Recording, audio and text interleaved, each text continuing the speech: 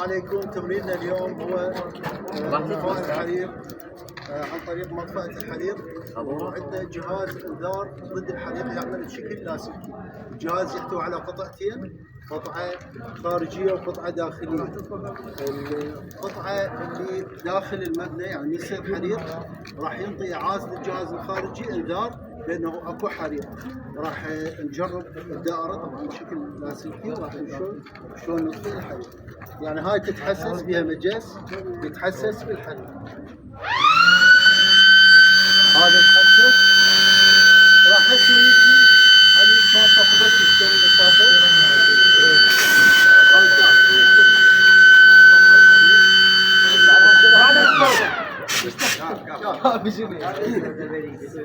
هاي اللي قلت لكم عليها ما يصير توقف عن القادم.